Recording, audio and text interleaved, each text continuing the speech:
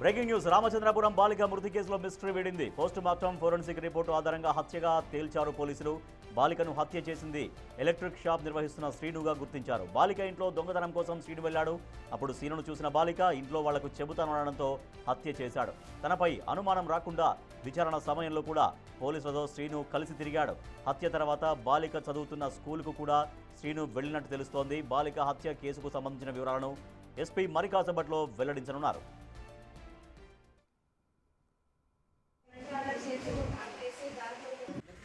అదే సార్, అంటే అమ్మాయి చిన్న వయసులోనే అమ్మాయిని ఎలా చేశాడంటే ఎవడైనా ఆయన నడు రోడ్డు మీద పెట్టి కాల్చేయండి అలాంటి నేనైతే ఏంటి. రామచంద్రపురం బాలిక మృతి కేసులో మిస్టరీ వీడింది. పోస్ట్ మార్టం ఫోరెన్సిక్ రిపోర్టు ఆధారంగా ఇది హత్య అని పోలీసులు నిర్ధారించారు. బాలికను హత్య చేసింది ఎలక్ట్రిక్ షాప్ నిర్వహిస్తున్నటువంటి శ్రీనుగా గుర్తించారు. బాలిక ఇంట్లో దొంగతనం చేయడానికి శ్రీను వెళ్ళాడు. అప్పుడు ఆ బాలిక శ్రీనును చూసింది. ఇంట్లో వాళ్లకు చెబుతానంటూ బాలిక కొంత గొడవ చేసే ప్రయత్నం చేసింది. దీంతో అతను హత్య చేశాడు అక్కడ స్పాట్లోనే. తనపై అనుమానం రాకుండా విచారణ సమయంలో కూడా పోలీసులతోనే కలిసి తిరిగాడు ఆ హంతకుడు శ్రీను. హత్య తర్వాత బాలిక ఎక్కడైతే చదువుతుందో ఆ స్కూల్కి కూడా ఆ శ్రీను వెళ్ళినట్టుగా తెలుస్తోంది. బాలిక హత్య కేసుకు సంబంధించినటువంటి వివరాలని ఎస్పీ కొద్దిసేపట్లో వెల్లడించబోతున్నారు.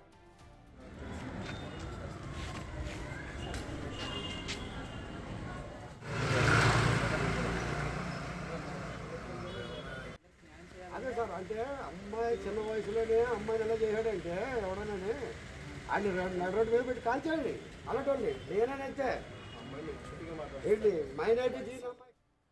రామచంద్రపురం బాలిక మృతి కేసులో మిస్టరీ వీడింది. పోస్ట్ మార్టం ఫోరెన్సిక్ రిపోర్టు ఆధారంగా అది హత్యగా పోలీసులు నిర్ధారించారు.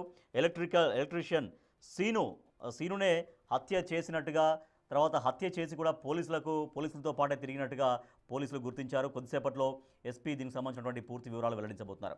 మా ప్రతినిధి రాజు మరింత సమాచారం అందిస్తారు. రాజు, ఆ శ్రీనునే ఎవరైతే అక్కడ అంటే దొంగతనానికి వెళ్ళే ప్రయత్నం చేశాడో అతనే ఆ హత్య చేసినట్టుగా పోలీసులు ఎట్లా అనుమానించారు, ఎట్లా నిర్ధారణకు వచ్చారు? ఈ నెల 3వ తేదీన రామచంద్రాపురంలో మైనర్ బాలికను హత్య చేసింది శ్రీను అని పోలీసులు అయితే గుర్తించినటువంటిది అయితే ఉంది. అయితే అసలు ముందుగా ఫ్యాన్కి ఉరేసుకుని ఉన్నటువంటి మైనర్ బాలిక ఇది అనుమానాస్పద కేసుగా పోలీసులు నమోదు చేసి దర్యాప్తు అయితే ప్రారంభించారు. ఎలా హత్య జరిగిందనేది తెలిసినటువంటి పరిస్థితి అయితే లేదు. అయితే బాలిక తండ్రి గాని తల్లి గాని ఇద్దరు వేరు వేరు ప్లేసెస్ లో ఉండడం, కూతురు ఒక్కతే ఇంట్లో ఉన్నటువంటిది అయితే ఉంది.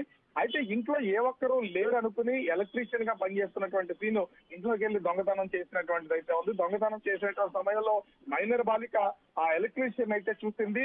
ఒకవేళ ఎవరికైనా దొంగతనం చేసిన విషయం చెప్పేస్తుందనే ఉద్దేశంతో ఆ శ్రీను ఆ బాలికను హత్య చేసి తర్వాత చున్నీతో ఫ్యాన్ కి ఉరివేసి అక్కడి నుంచి ఇంటి గడిని కూడా లోపల నుంచే పెట్టి బయటికి వెళ్ళిపోయినటువంటి పరిస్థితి అయితే ఉంది. అంటే ఎవరికి అనుమానం రాకుండా బాలికను హత్య చేసి అక్కడి నుంచి పరారై శ్రీను చాకచక్యంగా తనకి ఏమీ తెలియదు అన్నట్లుగా ఈ కేసు బయటపడినటువంటినే పోలీసులు వచ్చి తలుపులు పగలగొట్టిన దగ్గర నుంచి పోలీసులతో పాటే తిరుగుతూ పోలీసులు పక్కనే ఉంటూ అదేవిధంగా బాలిక తల్లి ఆ మీడియాతో మాట్లాడినప్పుడు కొన్ని వివరాలు వెల్లడించినటువంటి సమయంలో కూడా ఆమె పక్కనే ఉంటూ ఆమె అక్క అవుతుంది నాకు అని పరిచయం చేసుకుంటూ కొంత హడావుడి చేసినటువంటిది అయితే ఉంది. ఇక్కడతో ఆగకుండా బాలిక చదువుతున్నటువంటి భాషం స్కూల్ కి వెళ్లి ఆ స్కూల్లో ఉన్నటువంటి ఆ సీసీ ఫుటేజ్ కూడా తీసుకుని ఈ ఆత్మహత్యకు సంబంధించి అంటే ఈ హత్యకు సంబంధించి పూర్తిగా స్కూల్ మీదకి నెట్టేసే ప్రయత్నం అయితే చేశారు. ఎందుకంటే స్కూల్లో ఉన్నటువంటి టీచర్స్ తిట్టారు.